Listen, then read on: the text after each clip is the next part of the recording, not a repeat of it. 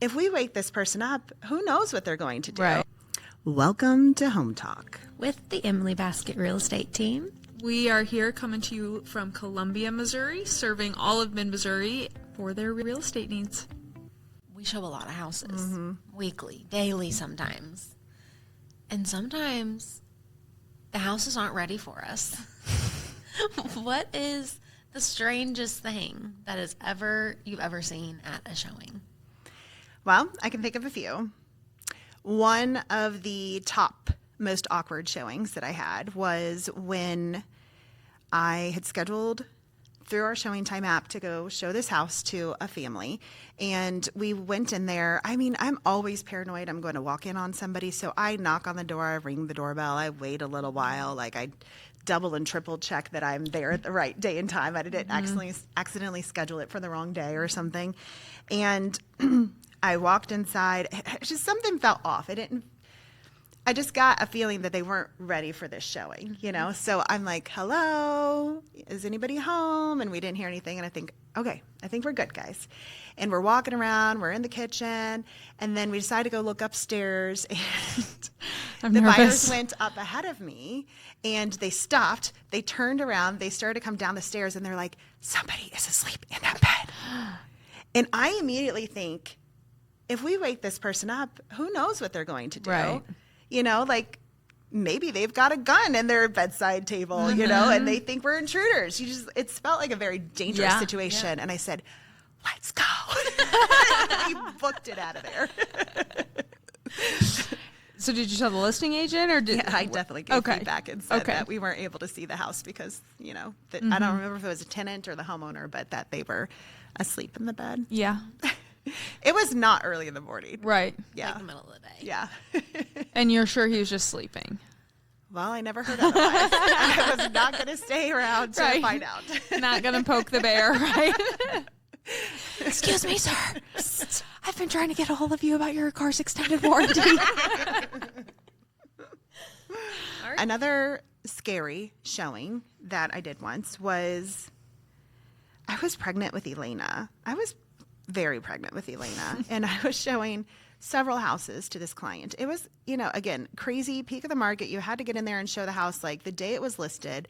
Houses were, you know, coming on the market and leaving the market within a few hours sometimes. It was just crazy. So I was showing this house. We knew that it needed some work and we knew that it was being sold as is. It had a basement, but no photos of the basement in the listing, which, you know, is kind of a red flag in itself. And the upstairs looked okay. But when we walked downstairs, at the bottom of the stairs, the walls were covered in black mold. Ooh. All over the walls, all over the ceiling. This had been a problem for a long time. It's been there for a while. And I am thinking, like, I've never encountered this much mold, but I know, like, people say mold can cause health issues, and I'm very pregnant with Elena, and I'm worried about her. You know, like, the thought's at least crossing my mind. Right. But it was during COVID, so I had a mask on. I think that was, you know, kind of give me a little bit of peace of mind. I don't know if it should have or not. But we really didn't stick around in that basement for very long. Was the house vacant or were people living there with that? Somebody was living there. Man. So it ended up, I believe that it was foreclosed on. I don't think he was able to sell it. And then I think it got foreclosed. And this company bought it at auction. And I ended up showing it to different clients like a year and a half later. And those clients are very handy. They build houses, they flip houses. Not much scares them. And I was standing in that same basement. There was still mold. They had never like solved the problem. Right. And they weren't even disclosing. So I was standing in the basement with this couple and we were kind of just brainstorming like what could be causing the problem with so much water in the basement. And I remember the husband was like, you just got to think like water. And I saw like in his brain, he was thinking like water. It was, and you just see the wheels spinning. And, you know, it didn't scare them away. We ended up closing on the house a couple of weeks later.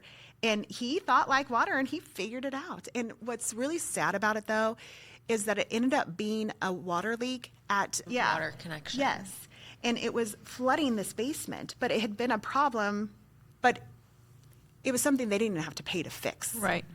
If the homeowner had that information. Had the resources to figure it out. He probably wouldn't have had his house foreclosed on him. He would If have the actually been able to sell homeowner's it. realtor would have been like, let's see if we can figure out what's going on here instead of just allowing showings. Black mold everywhere. I mean, I just would love to think that that we wouldn't do that. No. I mean, we are problem that guy- solvers. Like, we will figure it out. Yeah. Yeah. Even if we don't get the listing. I mean, even if they end up Right. staying in the house, we'll still help them problem solve. And to help somebody, even if we get absolutely nothing out of it, but to help them stay in their home and not lose, that big investment. I mean, that would just be rewarding in itself.